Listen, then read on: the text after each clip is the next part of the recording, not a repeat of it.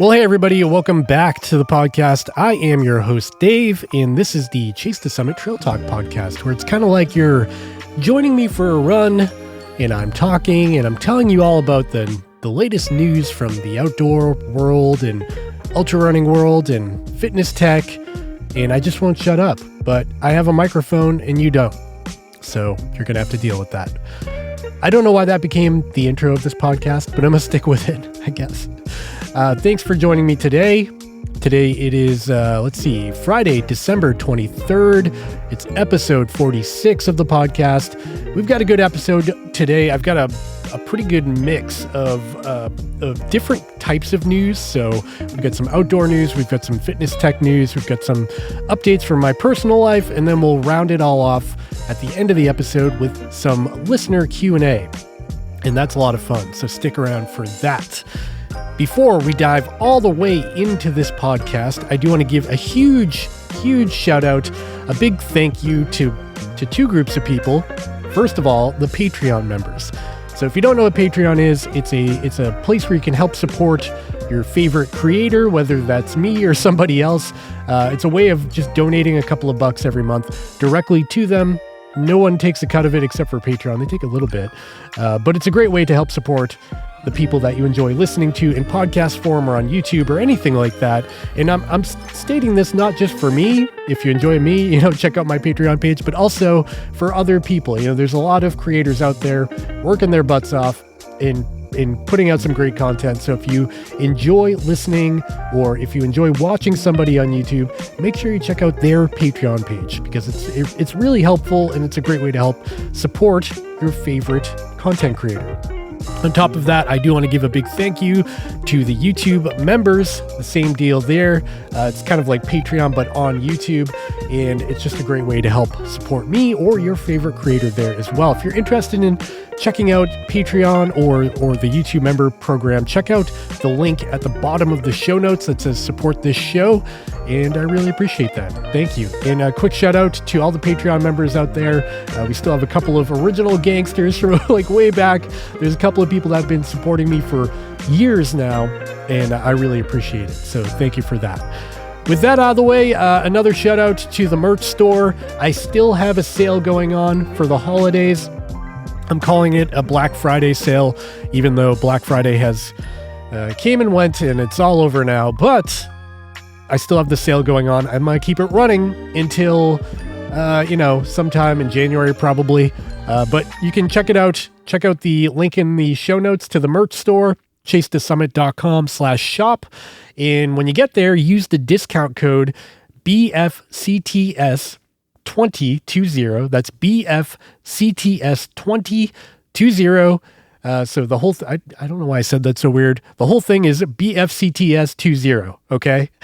And that will give you 20% off your entire order at checkout at the Chase to Summit merch store on anything like a Chase to Summit trucker hat or anything like that. And it's really, it helps support my channel. You get some cool gear out of it, and it's a lot of fun. I love going to races now and bumping into people who have the hats because it's happened quite a bit, and it's just a lot of fun. So thanks for the support. Okay, quick update on me. What's going on in my life? We've got some crazy weather here in New England. Today, there's like a bomb cyclone going on across the entire country here in the USA. Wherever you are, I don't know where you are, but like down in Tennessee in the southern states, they're getting like crazy cold weather. It's like snowing in Tennessee and Texas right now. And here in Massachusetts, where it should be snowing, it's actually relatively warm. It's like 59 degrees Fahrenheit today, which is odd for December. And it's crazy windy. We've got wind gusts up to 70 miles per hour. Some of the towns around here actually canceled school for the kids, but my kids went. I drove them to the bus stop because it was too crazy for walking. And, all the parents are out there and their umbrellas are flipping inside out. And it's pretty crazy. But yeah, we're getting by. The wind is wild. You might hear it in the background of this recording because I'm actually recording in my unfinished attic space. That's where I record these podcasts. And the wind is really wild. I'm looking out the window at these maybe 200 foot tall, pine trees that are just whipping in the wind as if they were like little twigs. So hopeful that none of these come down in my yard or on my house. So far, so good. So what's going on with me? Well, continuing to kind of low level train. I haven't been really going hard. Ran a 50K a couple of weeks ago, early December. I talked about it on the last podcast, and that was a lot of fun. I don't have any other races on the calendar, which has led me into sort of a predicament. I'm like panicking right now because here's the thing. I'm not in my fittest shape right now. And right now is when I have to sign up for races for 2023. So, I've been on Ultra Sign Up. I've been on RunReg or all those websites, kind of shopping around on what I want to do this next year coming up. And I've had a whole bunch of ideas. Originally, I was really hopeful for Western states, but I didn't make that lottery, so that's off the table. Then I was thinking maybe I do the Leadville 100. That's another really famous ultramarathon here in the USA. They have a lottery as well, but apparently it's easier to get into, but I procrastinated on that. I did not register, and that came and went. So that lottery's over. They're going to draw that in January. And so I was like, what do I do now? And I was thinking about the Georgia Death Race. That's an awesome name for a race, but it's also a really interesting race. But unfortunately, that sells out like immediately. That's off the table. So here I am, late December. I have no idea what I want to run like 200 milers in 2023, probably a couple of 50 milers, probably do some of my own personal projects in the mountains. And I just don't have any plans. So I've got 3 that I'm looking at right now. I'm looking at the Eastern States 100. That's in Pennsylvania. That looks really gnarly. I've wanted to do that. I actually registered for it a couple of years ago, but it was canceled due to the pandemic. And I never got around to running it. So that's still on my radar. And then on top of that, I've been considering Grindstone. That's a race that's in Virginia. That's another 100-miler. Again, very intimidating. It's a lot of elevation gain. It's a hard course, but it is a Western States qualifier. So I've been considering that. And then I've been considering running the Vermont 100 yet again, even though I've already run that race. It was a lot of fun. I like the environment. It's only a couple hours away.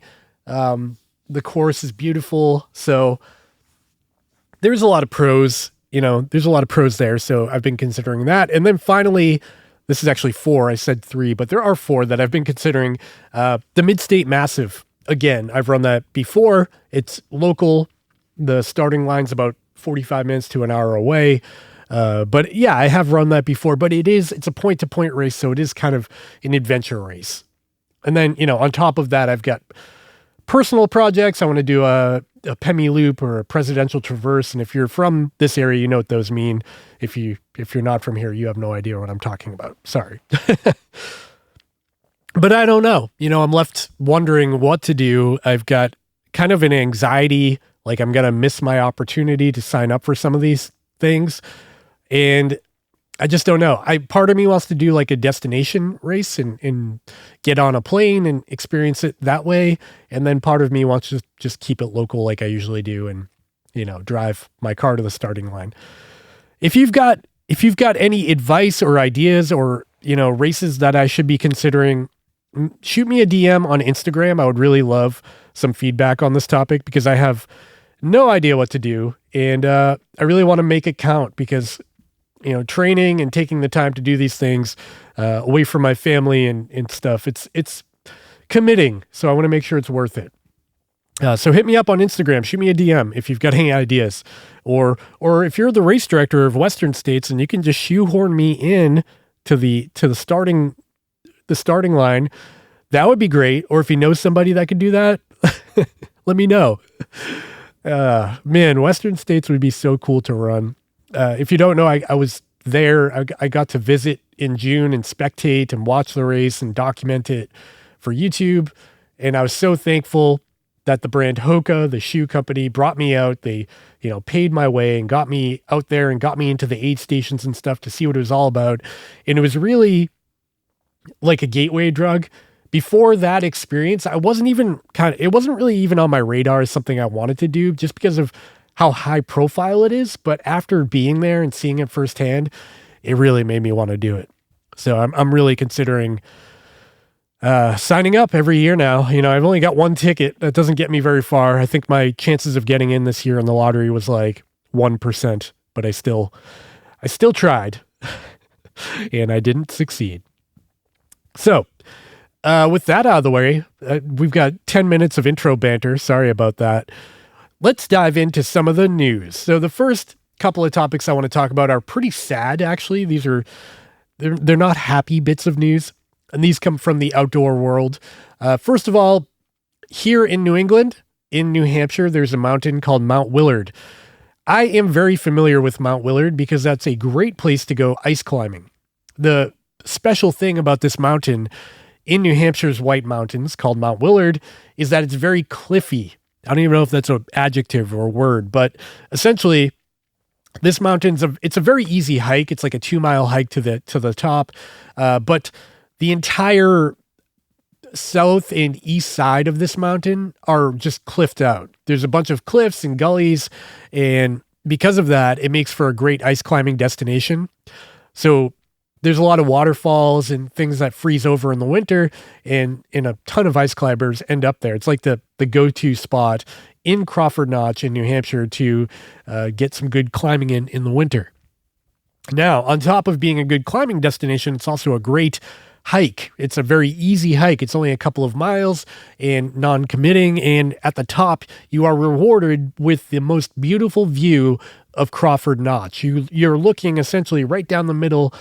There's the Route 16, the highway in the gully, like in the bottom of the valley. And then you're just looking through this mountainous valley. It's absolutely stunning, beautiful view. And it's a huge payoff for a really easy hike. And because of that, it draws in a lot of people. So here's the news, after I explain where this happened. There was a man and his wife, husband and wife, they hiked up to the top of Mount Willard, and apparently, no one actually saw what happened, but apparently they got to the top. Him and his wife were just walking around kind of taking pictures. It seemed like the guy was taking a picture when he apparently slipped and fell. And unfortunately, because of the way the topograph of this mountain, it's very cliffy on the edges. And so he fell 300 feet off of a cliff, off of the summit of the mountain, and landed and was killed instantly.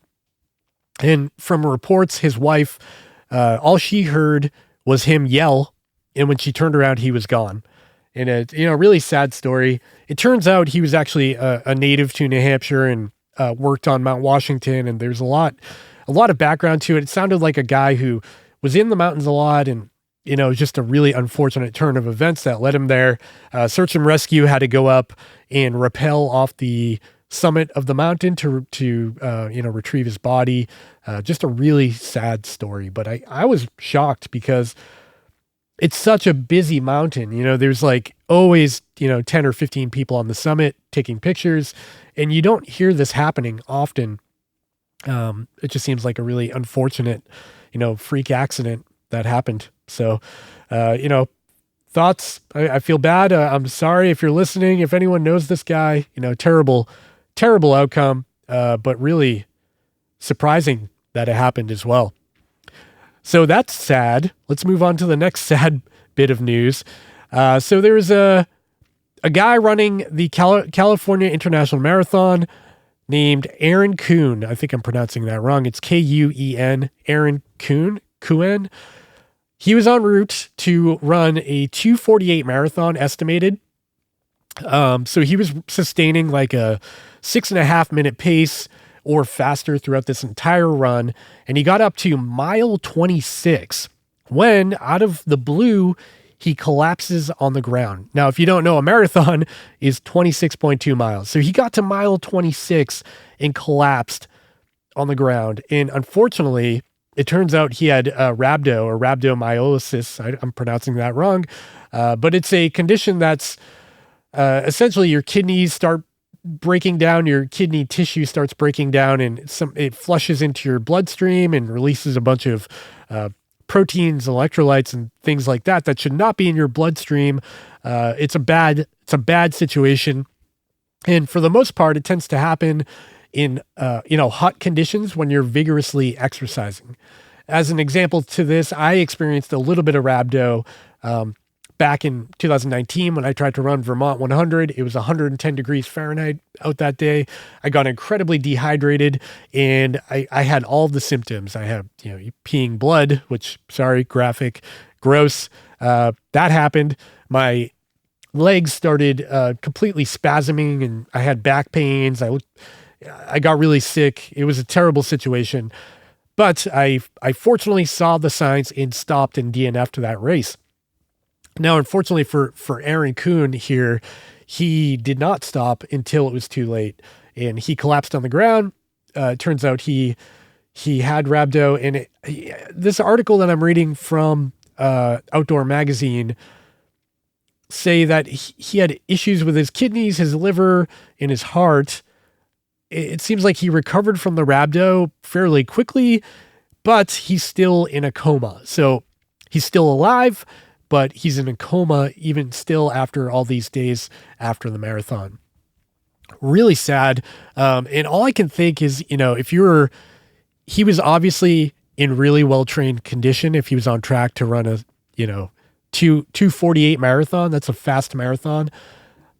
So all I can keep thinking is that he was a competitive athlete, or, he had a goal. He wanted to set a PR. And if you're at mile 24 or 25 in a marathon, you think, I'll just push it a little further. I'll just keep pushing. Even if you start feeling things like pain or something feels wrong, at mile 26, you're not going to pull the plug in a marathon. You only have got a quarter of a mile left of the race, which, I think this is a lesson for all of us. Even if you're 99% done with a race, there's still potential for something to go wrong. And that's clearly what happened here. Unfortunately, Aaron, he just pushed too hard, too long, and ultimately paid the price. And, it's a sad story. I think we can all learn from it. And, I hope medically speaking, he can recover from this and get back on his feet. But yeah, sad story. That's sorry to start this with the sad stuff, but I feel like I wanted to mention that because those are two stories that I feel like there are lessons we can take away from that and, bring into our own lives. Next time you're in a marathon or in an ultra or hiking and you feel like something's wrong, don't push it. So that's why I wanted to talk about that. With the outdoor news out of the way, let's move into the tech news. So the first bit of tech news I got here is that Apple Watch OS 9.2 is now available. Came out a few days ago. If you have an Apple Watch, it probably automatically updated to this already. I was planning to make a video about this because there's some really cool features that were included in it. However, my peers, Des over at DesFit on the YouTube channel, he already covered it and he made an awesome video about it. So I feel like it's not even worth wasting my time to cover it on my channel when you can just watch his video. So go check out his video if you want to see what it's all about and see him use the new features in real time. Essentially, this new Apple Watch OS 9.2 brings a few new features to the table that were initially announced during the keynote for Apple Watch Ultra and Apple Watch Series 8. They talked about these features, but they said that they were coming sometime down the road, and now they're here. So the first feature is called Race Route. Race Route is essentially a virtual pacer that you'd find on like a Garmin or a Polar. It's kind of the same thing, but a little bit smarter. So essentially, if you run the same route, like if you've got a favorite 5K route around your neighborhood and you run it all the time, you can go back and race your previous efforts on the Apple Watch. So on the Apple Watch Series 8, Series 7, I think even the Series 5, the Ultra, you can update and get this new feature that allows you to race your old efforts. And in real time on the watch, it'll show you how far ahead or behind you are from your previous effort to let you know if you're, doing better or worse. Kind of a fun feature. I always like the virtual pacer because it gives you like a good baseline to know, okay, my fitness is where it should be or not where it is or whatever. So kind of a fun feature there. Another feature that's new is called auto track detection. And this one's probably the most interesting to me. So essentially, Apple is using Apple Maps data along with your GPS position to know when you're approaching a running track. And this is really cool. So they've got all of the tracks in the United States in a database. And when you approach a track with your Apple Watch on, it'll automatically say, hey, you're at a track. Would you like to do a workout at the track? And you can say yes. And then you can actually pick a lane that you're going to run in and start your workout. What's really cool about this is on other watches, there is a track mode that does a similar thing. But like on a Garmin, you have to do a couple of laps on the track before your workout to calibrate, where the Apple Watch Ultra will automatically calibrate because it knows the distance of the track. It knows all the details about the track from Apple Maps data. So really cool feature there. I have tested it and it does work. Basically, I walked over to the high school in town, approached the track, and it knew right off the bat that I was at a track and that I could start a workout there. So pretty cool. I'm still considering making a video about it, trying to, coming at it from a different angle, but I may or may not do that. But yeah, the new features are there. Apple also included some more details on how low power mode actually works. So I made a video about low power mode before. It's pretty confusing because there's like essentially two low power modes. There's like low power mode and then low power mode. But in the settings menu now, they've actually added more information about what these low power modes actually do. So that's a welcome improvement. Okay, next topic is Stride. So the Stride FootPod, if you don't know what that is, it's a little sensor you wear on your shoe. This sensor can pick up things like running power, leg stiffness or springiness, a lot of technical things. It's a good training tool, and still, even though a lot of watches out there offer running power from the wrist without an additional sensor, there's some benefits to going with something like a Stride Pod because it gives you even more information. And typically it's a little bit more accurate because it's actually on your foot. It's got like a wind sensor in it. It's a lot of technology. So anyways, on top of the old metrics like running power, etc., there's a couple of new metrics. The first one is impact loading rate.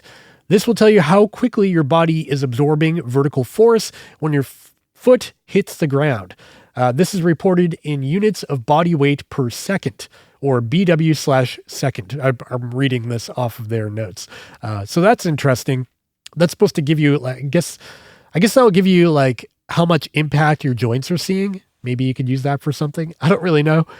The next new metric you're getting from Stride is called lower body stress score. A single number to help runners understand the impact of mechanical loading experienced between a runner's center of mass in the ground that they accumulate over their day-by-day training. That is very complicated. And to be honest, I like to see them include new metrics in firmware updates and things like that, but there is a point where there's diminishing returns. Like what are you going to actually, how can a runner actually use this data? Is the app going to give me good feedback using this data on how to improve my training? Or is this just like marketing and numbers that they're going to throw at you in the app? I don't know. I haven't tested it yet, but it is good to see that they keep improving on their product. And I do like the Stride Pod. So I'll have to give this stuff a test and report back. But yeah, for the sake of this podcast, those are the new metrics included in the Stride Pod. Moving right along, we're going to talk about a couple of pieces of Garmin news, because who doesn't want to do that? Garmin beta firmware. So first is a beta firmware that's available for the Garmin Epix Gen 2, the Fenix 7, and Enduro 2. If you don't know what beta firmware is, it's essentially firmware that's not ready for public release, and you can go and download it manually from Garmin's website, put it on your watch, and experience new features before everybody else. Now, one caveat to this, before you go and download everything, is this is beta. That means it's not ready for public consumption. So if you download this and you have issues, it's all on you, man. You can't complain to Garmin. So do not download this beta firmware if you're planning on running a race tomorrow. It's a bad idea. You'll probably crash your watch and lose all your data. Don't do it. But if you are a gadget nerd like me and you want to experience the new stuff, it's pretty cool that you can check it out before everybody else. So, like I was saying, Epix, Fenix 7, Enduro 2, just these watches are included in this. First of all, probably the most noteworthy is True Up. So if you don't know what True Up is, it's essentially a way for multiple Garmin watches to sync information together. So if you have a Garmin Fenix 7 and like a Garmin Venue SQ, you can use your Venue SQ throughout the day, collect your step data, your body battery, your calories, blah, blah, blah. And at the end of the day, when you get close to your Fenix 7 and you get home or going to bed or whatever, the watches will actually sync their data together. So your step count will be represented on multiple devices and be shown. It'll all be the same on every device, which is great. But if you've been following my YouTube channel, you know that this feature is actually kind of broken because it doesn't include all of the metrics. So it does everything from your training status, your step count, your calories burned, your activity history, your distance accumulated day by day, your intensity minutes, like all that stuff is synced between multiple devices. But some of the newer features like the sleep metrics or the HRV status or training readiness, they don't work with this feature. So if you have multiple watches and you've got your HRV status on the one that you wear regularly, it will not sync over to your other watches. Now, why should you care about this? Well, because the HRV status takes about 3 weeks to get. So if you switch watches, now you got to wear that one for 3 weeks in order to get that metric that you may find valuable. I personally really like the HRV status function, and I've been super bummed out that I recently started wearing the Epix Gen 2 more and more, and I still don't have an HRV status because I've only been wearing it for 2 weeks, even though I have it on every day. So this firmware update, this beta firmware, now includes True Up Sync for HRV status, which is a huge deal. And apparently this is kind of like the foundation, the groundwork of them rolling out this feature for more and more metrics. In fact, I felt bad because after I posted my video basically complaining about how this feature works, the fact that I didn't have sync for all of my metrics, Garmin reached out to me and they were like, hey, next time you think about posting a video like this, make sure to ask us first because it's something we're working out on actively. We know it's a problem. So yeah, I felt kind of bad about that, but it's good to see that they're actually paying attention and they're working on things. And, that's good news, even though I was kind of the scapegoat for that. So now HRV status will sync between multiple devices, which is great. If you have multiple watches or like a Garmin Edge or something like that, now it will do that. Unfortunately, the sleep metric, training readiness, and some other data like body battery, those features still don't sync. It's only HRV status for now, but I think this is kind of the entry groundwork for getting all of that other stuff to work. So good news there. Next up. Oh, by the way, if you care, included in that firmware update for the Epix, Fenix 7, and Enduro 2 is also some more water sports activities. I don't care about that, but you might. So there's that. Okay, next bit of news is another beta firmware update from Garmin, this time for the Instinct 2. This one's pretty exciting. So on the Garmin Instinct 2, with this new beta firmware update, again, you have to manually install this. It's not going to automatically happen, and it is beta, so don't use it if you have important things happening. But you will get a whole bunch of new features like morning report, the new sleep mode, the race calendar, wrist-based running power on the Instinct 2. That's so cool. You also get the daily suggested workout upgrades, the grade adjusted pace that was announced on the Enduro 2, Physio True Up with the training status and HRV status update. Yeah, a whole bunch of features for the Garmin Instinct 2. And I'm really happy about this because that's kind of an older watch. The Instinct 2 came out, I forget how long ago, but it's not like a brand new watch. And they just pushed out so many new features to this. Pretty happy about that. So if you have an Instinct 2, you don't have to install the beta firmware right away. Just know, like maybe a month from now, maybe 3 weeks from now, you'll probably get this in an official update, which is very exciting. And that, my friends, is the end of the fitness tech news. There's probably more out there. I've been trying to keep my finger on the pulse of things, but holidays, man, it's been very busy. So we're going to have to do with just that. And with that, we're going to dive right into listener Q&A this week, episode 46, listener Q&A.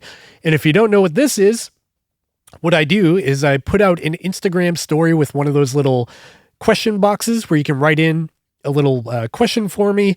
And I take all of the questions that are submitted on Instagram and through my DMs, and I read them out loud here and react to them in real time. So if you'd like to be featured in a future podcast, you can go ahead and follow my Instagram account. That's at Chase the Summit, or check out the link in the show notes and stay tuned for an updated version of this where you can go ahead and, ask a question, and I'll read it out in real time on the podcast. Stay tuned to my stories.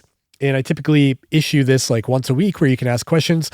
Or if you just want to ask a question, you don't want to wait for that, you can just shoot me a DM on Instagram and I'll try to include it in the podcast. Or if you don't have Instagram, you can even just go to my website, chasethesummit.com, click the contact button and send me a message through there. And it'll go to my email. And I'll try to read it out loud. Okay? First question from Carolina P. Little. What is the best treadmill for under $1,000? Okay, that's going to be a tough one for me. So first of all, I don't screen these questions at all, so I'm just going to be shooting from the hip. So best treadmill for under $1,000. Honestly, I don't know. Basically like every Nordic track or name brand out there, even like Bowflex is going to be more than $1,000. I think I've got a couple at home, that were, sent for review. And those are okay. Like the $400 to $500 range is pretty rough because they're so small. Not to say they're bad, but they're very small treadmills. So if you just want something for walking, I think you can spend, $400 or $500. But if you want to run on it, you want the elevation change to be able to incline. It's gonna be a little bit more. I think realistically for something with quality, you're probably looking at more like $1,500. And I'm just, generalizing here. I'm not going to name brands or models because that's really tough. But yeah, I would say try to bump up your budget to like $1,500 to get the most out of it, because it's one of those things like buy nice or buy twice. I hate saying that, but with treadmills, you end up with this really heavy, thing that's hard to get rid of. If you end up buying it and it sucks and you want to sell it or something, they're hard to get rid of. Their value drops quickly. So it's almost like spend a little bit more upfront so you don't have to go through the headache of trying to swap it out with something nicer down the road. So I would say look at Nordic Track, even though I've had issues with them in the past. The commercial series, you can get one for like $1,500, maybe a little less used. And then, see where that goes. The Peloton tread, the new one, I think is also, what is that, like $1,500? I don't even know. I should probably look it up before I, talk out of my butt on the podcast, but that does seem interesting. I'd like to try that one and review it. But treadmills are hard to review because of how big and heavy they are. Like I said, it's not something I want to be like bringing in and out of my house all the time. Sorry, I can't be more helpful there. Next question is from Valpo Hawkeye. They ask, how do you clean your soft flasks? So if you don't know, if you don't have a hydration vest, essentially a soft flask is a little rubbery or plastic bottle that's soft, obviously, and it goes in your hydration vest. And the problem with them is if you go out and run with like a hydration mix in your bottles, and then you get home and throw it in the closet and forget about it, even for like a couple of days, it's going to get moldy and gross and almost irrecoverable in some situations. I've had to throw them away in the past because of how gross they get. So what do I do to mitigate that problem? Well, first of all, I try to immediately clean them when I get home. Like when I walk in the door from a race or a long run, I go straight to the sink. I fill them both with water. I shake them around and I dump them out, even if it's just a rinse, like temporarily until I can, properly clean them with soap and stuff. But that's really the biggest tip I can give you, is try to clean them immediately when you have availability with water, because that will keep them from getting nasty. Another trick I've heard from other people is they store them in the freezer. So if you store it in the freezer, it can't grow mold. It'll just stay frozen until you need it again. I've had mixed results with that. I end up with like a weird like freezer taste to my water if I do that, which I don't love. I don't know what freezer taste means, but you know what I mean? Like freezers have a smell of like frozen meats and popsicles and I don't, the stuff that's in the freezer, kind of like a stale kind of cardboard. I don't know. It's a weird flavor that ends up stuck in the bottle, even if you wash it. I don't love that solution. But for me, I clean it out thoroughly as soon as I can. Sometimes I'll stick a paper towel, like a wadded up paper towel inside of them to try to absorb the moisture. And then I try to hang them upside down if possible. And I use Camelback quick stove flasks. And why I use them is for a couple of reasons. They have an on and off valve, which is unrelated to cleaning, but I love that. And you can actually hang them upside down pretty easily because they have a hole at the base of the bottle that you can put a hook through and like hang it on your cabinets or whatever. So I find that very useful. So clean them and hang them to dry. Try to keep them dry. Don't leave them wet, and take apart the valve. So if you have a bite valve, like a rubbery thing, I like to pop the rubbery part off to give it a chance to dry out so there's no stuck moisture that can get moldy over time. And that's what works for me. I hope that's helpful. Next question, the wandering social worker. What do you want for Christmas? New tech, socks? Either way, Merry Christmas. What do I want for Christmas? Vacation, time off of work, time off of my real job, which is what I got. I actually took this whole week and next week off. So I've got a whole bunch of free time to hang out with the family. I'm going to try to do some cool stuff for YouTube and for the podcast, which is why I'm recording right now at, 10:30 on a Friday, because the kids are in school and I've got the day off. So I can do this, which is great. Okay. So that's all I want for Christmas is time, because time is the hardest thing to come across. I can't buy time. I kind of can by taking time off of work, but time. Hope that answers your question. Next question is from Mike Elkins 6963. Hey Dave, what's your go-to electrolyte mix? Does it change for a 100-miler? My go-to is 2 parts. So the first part is I use Liquid IV. And if you're interested in Liquid IV, they're actually a supporter of this podcast. Check out the link in the show notes down below for a discount. You can actually get a Chase to Summit discount. I think it's 20% off by using the link in the description. So Liquid IV is essentially just electrolytes. It's low calorie. It's like 50 calories per serving, but it's got a whole bunch of electrolytes like magnesium and vitamin B and all that stuff mixed in. And I find it works really well. I like using it like while I'm eating real food in a race, or like prior to going for my long run, I'll have some Liquid IV, and it tends to work really well. I really like that. And on top of that, for longer races, when I need more calories, a little bit more oomph, I use Tailwind. Tailwind comes in a whole bunch of different flavors. I personally like the naked flavor of Tailwind because it still has a flavor. It's like a subtle sweet flavor, but it's not overwhelming. I never get sick of it. It doesn't get old. It comes in these little travel packs that you can throw in your hydration vest, which is really handy. So Tailwind I'm a big fan of. Those are my 2 favorites. Next question from Doug Moore 51. What are your favorite lesser known ultra trail races? So that's a tough one because, so I'm from the Northeast. I live in Massachusetts, and I tend to run around here more than, I don't travel a lot for races. So my lesser known races are going to be really lesser known for you if you live in Texas or California or something like that. But I can name a few. So the Mid-State Massive is a local race. It is super cool. You can run a 100-mile distance, and it's point to point. So you start in southern New Hampshire and you finish on the border of Connecticut in Massachusetts, which is really different than a lot of races out there. It's kind of an adventure, and your drop bags move with you, which is really cool. They drive them along in a van, and you can access them at various aid stations. Another favorite race of mine that a lot of people don't know about is called the WAPAC and Back. It takes place on Mount Watatic in southern New Hampshire on the Waypack Trail. And it's a 43-mile race with about 12,000 feet of elevation gain on some pretty gnarly terrain. I've had a ton of fun there. Super cheap entry fee. It's like $50 to get in, and great vibe, great volunteers. It's run by the Trail Animals Running Club, which is a local running club north of Boston. So they do a great job at putting out a lot of volunteer run, like really cheap events. I really like that one as well.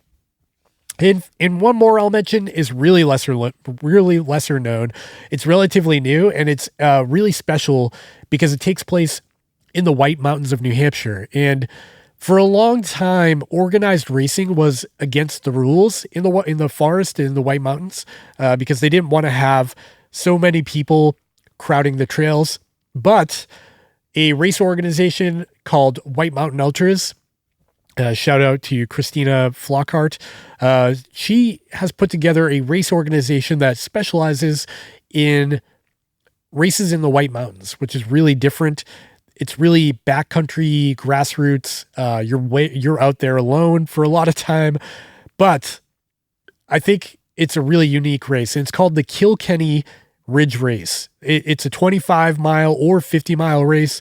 You can do a one-way, which is 25 miles, or you can do an out and back, which is 50 miles, and it goes across the Kilkenny mountain range in New Hampshire, which includes two 4,000-foot peaks. And the 50-mile version has about 16,000 feet of elevation gain, which is a crap load of elevation gain and really gnarly terrain. And in some situations, you're route finding. You're really in the backcountry, in the forest. There's moose and bears. It's really awesome. I did it a couple of years ago. I've considered doing it again, but I need my fitness level to be a little bit better, because in 2019, I was in the best shape of my life, and it took me 14 and a half hours to run a 50-mile race, which is a really long 50 miler. And the first place person that year ran it in 12 and a half hours. So even they took a long time. That just gives you some context on how hard it is. A 50 miler that takes, 14 and a half hours is no joke. So, check that out. If you're ever in the New Hampshire area, it's definitely worth looking into.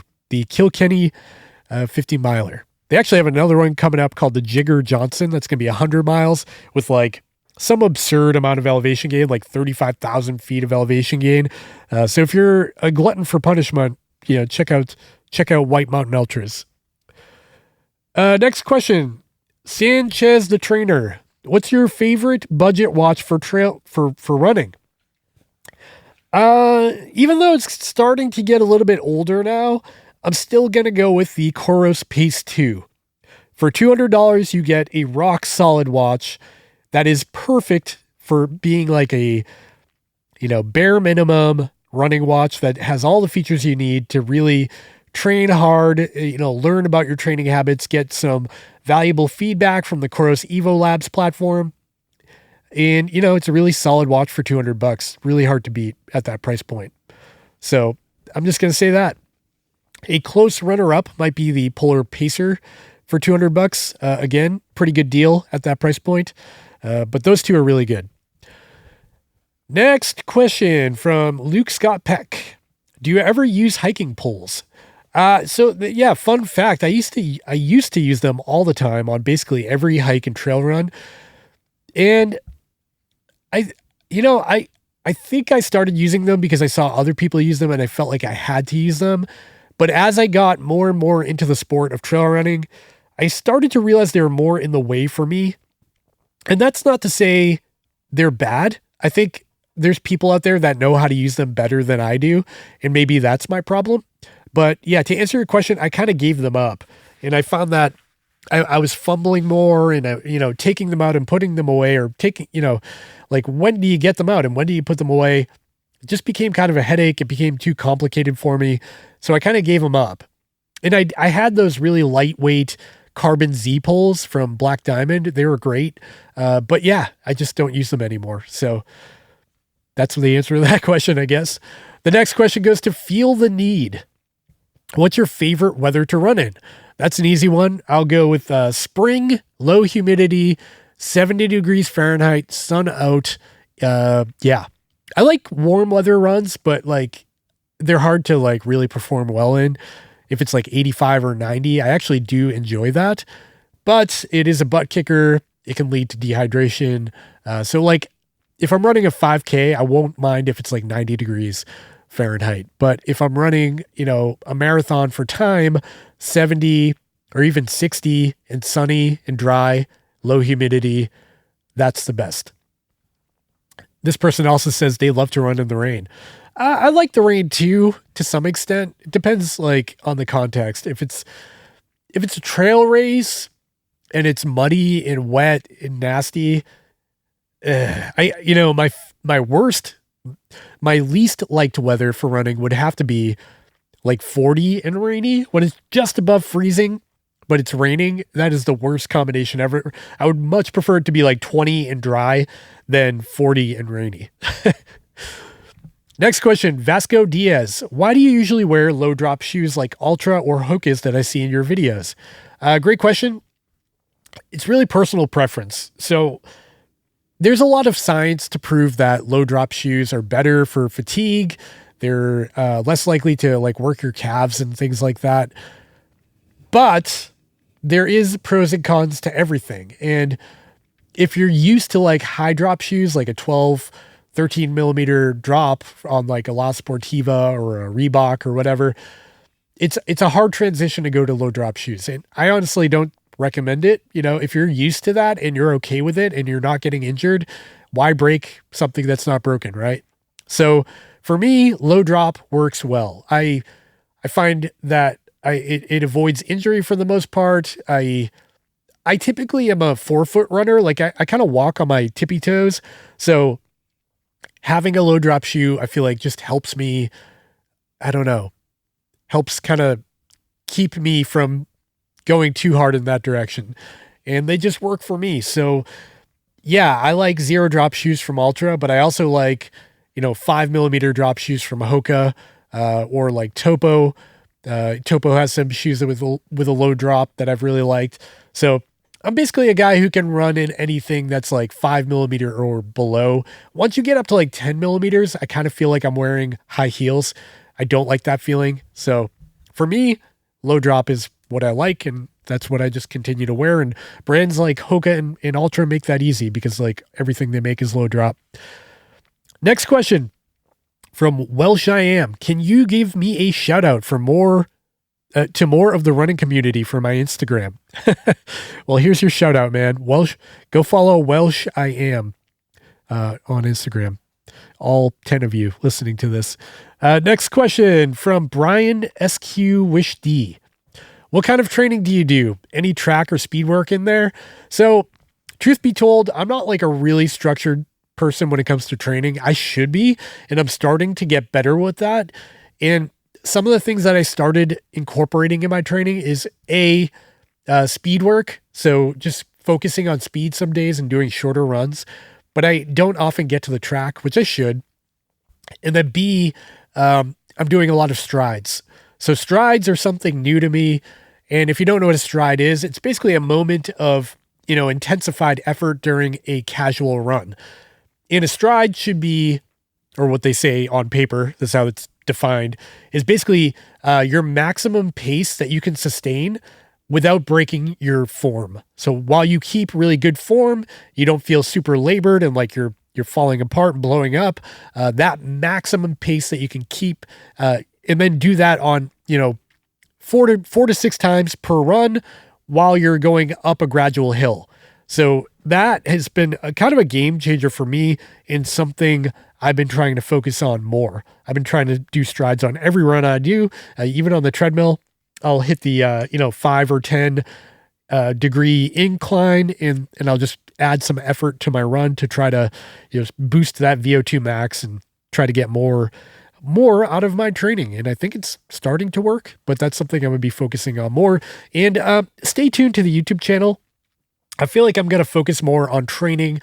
I kind of want to get into like the best shape of my life and kind of document that, because right now I'm not in like amazing, I'm in good enough shape to run an ultra, but not like compete. I'm like very much mid pack right now. My last 50K, I was right in the middle of the pack. But a couple of years ago, I was kind of competitive. Like I'd get top 10 in some races. I was first place male on a couple of occasions. Didn't happen often. I was not super fast. I'm talking about very non-competitive races here. But I do want to get in better shape and kind of document that process from a guy who's got 4 kids and a job and all the other stuff going on. Because I find, for me, watching that stuff on YouTube is motivational more so than watching a pro athlete getting into the best shape of their life, because who friggin' cares if, Hayden Hawks, no offense to Hayden Hawks, he's an amazing athlete, but like his whole entire life and job is to be in the best shape of his life. So to see him do it is like one thing, but to see like a normal guy like me, get into better shape while also maintaining all the other aspects of life and balancing it, I think would be more valuable, I hope. So I'm going to try to document that. So stay tuned on YouTube for that. Long-winded answer. Sorry about that. Next question is from Brady Barks. Are you a fan of the Hoka Tecton X? Yes, I am. So when I first got them, I was given those when I was out at the Western States with Hoka. They gave me a pair there, and I gave them a size 10.5 when I should have given them a size of 11. And I found that my feet were really fatigued and hurt, on the downhills and stuff. I didn't love them right off the bat, but after I got a pair of 11s, it was a game changer. They're a great shoe. They're a very fast trail shoe, but they're not my favorite Hoka. Right now, my favorite Hoka is the Mafate Speed 4 because it's very much like the Tecton X, but it's got a little bit more cushion. It's a little bit more comfortable for longer days. The Tecton X feels faster to me because it's got that carbon plate in it, but the Mafate Speed 4 is a more like cruiser, like a longer, it's a more comfortable ride for me. So yeah, I like the Mafate Speed 4 right now. That's my jam. I've been wearing that like more so than my Ultras. Next question is from Torbjorn HB. What's your biggest dream that you hope comes true in 2023? Just focusing on yourself, not your family. Good question. Ooh, that's a tough one. Well, I would like to make content creation a bigger part of my life. Like, I would like to make, like, ultimately, let's cut to the chase here. Ultimately, I really want, YouTube and this podcast to become my job, what I do to make a living, because I like doing it. And at the end of the day, I want my job to be something I like doing. Right now, my job is in mechanical engineering, which is fulfilling. Financially, it's very rewarding, but it's just not like a passion. It's not like what I absolutely love doing. And I get that everybody has a job, and a very small percentage of people out there actually like doing their job. But what drives me nuts is this, like, for you for USA people, you probably know this more than others. Here in the USA, work is looked at as if it's something you should hate. Like, you should dread it. You should talk to your buddies and be like, finally got out of work, blah, blah, blah. And I just hate that mentality. So I've been trying to, I don't know, like, ultimately I want to have a career. I want to grow something that's mine and that I'm proud of, in something I enjoy doing. And that's what YouTube and this podcast is. So I guess that's my dream. I hope my boss at my real job isn't listening to this. That'd be awkward. But yeah, that's my dream. So if you want to help that dream come true, shameless plug, check out the Patreon link at the bottom of the show notes. Because with enough Patreons, I think if I had like 300 or 400 Patreon members, I could easily make that career shift. But for now, it's, balancing act. Hope that answers your question. Next question's from blogs6915. For what reason did you stop wearing the Oura Ring? Well, so that's complicated. I didn't stop wearing the Oura Ring because I hate it or it's a terrible device. I stopped wearing it because I test so many things on the YouTube channel. Like, I can't wear one thing forever, basically. The Oura Ring is a lot of fun. It provides a lot of value. I wore it for several months for testing for the purpose of the YouTube channel. But at the end of the day, my wife would not let me replace my wedding band with it. So I had to wear 2 rings, and I'm a pretty minimalistic kind of guy.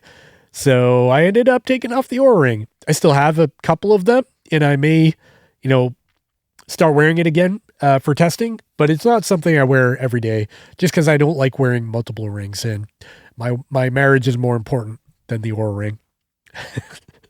That's the answer. Next question, Lee Nick. Would you recommend the Apple Watch Series 8 and the Work Outdoors app over something like a Garmin? Yes and no. So it really depends. I say that very often, that it depends on your use case. If you are looking for mainly a smartwatch, you want to answer phone calls on it, you want to see your text messages and have the best smartwatch experience possible, go with the Apple Watch Series 8. If, however, you are mainly someone focused on running or triathlons or swimming or hiking, and you want the best sport watch experience imaginable, and you don't necessarily care about the other stuff, I would say get a Garmin, because the Garmin still has the advantage when it comes to mapping and navigation. If you get something like a Fenix 7, it's a way better mapping implementation compared to Work Outdoors. Even though Work Outdoors is great, it's just not on the same level as the Garmin implementation. And then Garmin just comes with more stuff out of the box. You get body battery, you get more wellness features, you get training readiness and HRV tracking, where on the Apple Watch, it collects all that data, but it doesn't present to you with any feedback on what to do with that data. So in order to really maximize the usefulness of the information you get from the Apple Watch, you have to use a third-party app like Athletic or Elite HRV or one of these other things, and those cost money. So, if you're okay with a subscription, paying, $6 a year or $20 a year or whatever for one of those other apps, it's a fine way to go. But I still think if your main jam, if all you're interested in is sports and fitness and wellness, a Garmin is the way to go. That's my opinion. Take that for what it's worth. Next question. Solna Runner, what's the best trail shoe of 2022? Well, best is very subjective, right? Like my favorite may not be your favorite. So I'll give you 2 that I really like. The Ultra Mont Blanc Boa has been a staple for me. I keep that in my car. It's the one I run with after work. It's the one I go to for basically every trail run right now. But I also really like the Hoka Mafate Speed 4. That's been also in my car. I keep both pairs of those shoes in my car. And again, I do like the Hoka Tecton X quite a bit as well. So those 3 shoes are great. If you like low drop shoes and you have wide feet, that's my style. So with that, I guess we're at the end of the Q&A. I guess that's it. That's all the Q&A this week. Okay. Well, that was fun. Thanks for all the questions, everybody. And if you want to ask a question of your own, make sure you follow me on Instagram over at Chase the Summit on Instagram. And, keep an eye out for that story with the question box where you can ask your question and be featured on the podcast. I've got a lot coming up, so make sure you go over to the YouTube channel and hit the subscribe button. Make sure you go over and hit the subscribe button on your podcast app of choice, whether that be Spotify or Apple or podcast or whatever. And if you are listening on Spotify or Apple, make sure you give me a 5-star rating. That really helps the algorithm. It helps other people see it. And you can even leave a comment on Apple Podcasts. Let me know what you like about the podcast, or if you didn't like it. And if you didn't like it, let me know how I can be better, because that would be really helpful. And with that, we've got a lot coming up on the YouTube channel. Like I said, make sure you stay tuned. I've been working like crazy. A lot of videos coming. The Amazfit GTR 4 review is coming. I've got more personal vlogs and race videos and things like that coming. And I think we've reached the end of this podcast. Thanks for listening, everybody. One more quick shout out. Thank you to the Patreon members and YouTube members that help this podcast flourish and grow. It really means a lot to me. Your contribution every month really just goes a long way, and it keeps this microphone turned on. It keeps me motivated to keep making these podcasts. Also, if you're interested, check out the merch store in the show notes down below. I just got a big text message notification that dinged in the background here, and now it's in the recording. Sorry about that. But yeah, check out the merch store in the show notes down below and use discount code BFCTS220 for 220 BFCTS20 for a 20% discount for Black Friday or the holiday season, as it were, off your entire order at the merch store. That's chasetosummit.com/shop. BFCTS20 is the discount code.